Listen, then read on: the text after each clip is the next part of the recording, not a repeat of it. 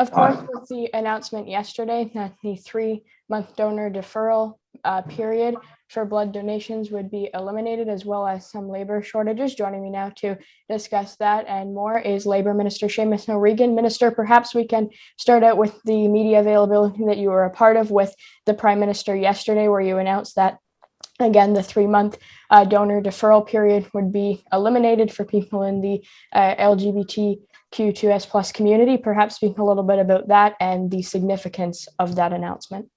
Yeah, it's a big deal because people from the LGBTQ2 plus community felt that maybe there were certain assumptions about their behavior or their lives that weren't necessarily true. And so a number of people felt that it was discriminatory.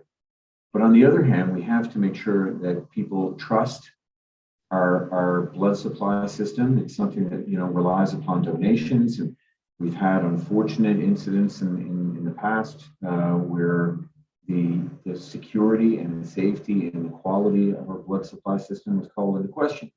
So getting those two things right, like many things in government, very difficult. But in this instance, we've done the science and we've done the homework. We've been about 5 years at it. And at the end of the day, the science came back and said, look, we can make changes and everybody will be safe. And as well, we can get rid of, I think, like I said, what a number of people like me, as members of the LGBTQ2 plus community, felt was prejudicial and discriminatory.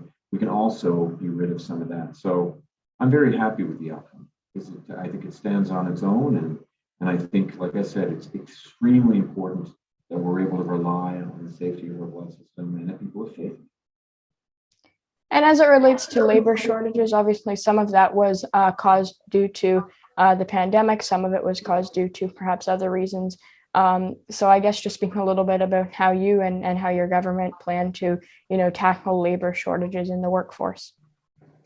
A lot of what we need more skilled laborers. We need more people who are carpenters and plumbers and welders and technicians. And you have a lot of young people who, many of them go to university but not enough are going to colleges and going to trades. And we really need to open people's minds so that they understand that these are not just really interesting jobs with good work, but they also pay really well.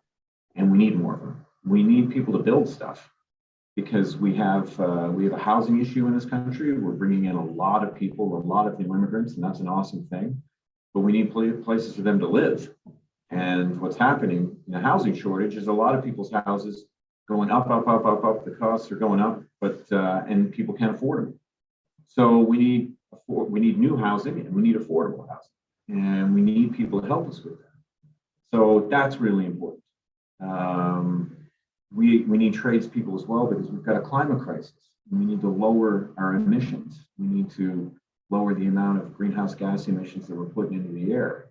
And that requires a lot of heavy lifting and some really complex work. So we need people for that too. So training is going to be a big thing, and opening people's minds so that they understand how important these jobs are. So obviously, just finally, before you go, in terms of, you mentioned a large portion of it is, ensuring that people know that they pay well and that it's, a job and an occupation that, people will be able to, again, earn, a wage that is, that they can live on, I guess. Very good question. Yeah.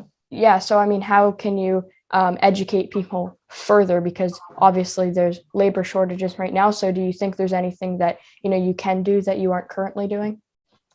Well, we're working with unions to try to attract new young people and open their minds to it. I've been to some really, really cool facilities in Manitoba and in Scotia and other parts of the country where they're drawing more and more young people in from high school and junior high school, and to show them what people are doing. And in some of them, they actually use augmented reality so that they can, put on a headset, like an Oculus headset, and they can try out what it is to be a painter, to be a welder, and get a hand of it firsthand. We've also been really busy knocking down barriers. So, let's say for the trades, whether it be carpentry or welding, or a lot of women don't necessarily see themselves in those positions, and they should. We also have a huge growing population in Indigenous communities, First Nations, Inuit, and Métis communities. We want to make it easier for them to open their minds to think, okay, this is a job for me, and then make sure we can educate and train them in those positions, and then to make sure that they have accessibility. Some of that is just looking after their basic quality of life, which we're working really hard on too. So, those are things we're doing. And as well, as I said, we're bringing in more immigrants in Canada than we ever have before. Where we can, we need to start recognizing their credentials. We got to remember, what did they learn? What school did they go to? In whatever country they came from? Can we do a better job at recognizing the skill set that they come to this country with, so that we have more workers, and so that as soon as they come off the plane or get off the boat, however they choose to get here, they're able to start working in the jobs that they want to do. Okay, Labor Minister Seamus O'Regan. Minister, thanks so much for your time and for providing some of your insight on two very important issues. It's been a pleasure. Thank you.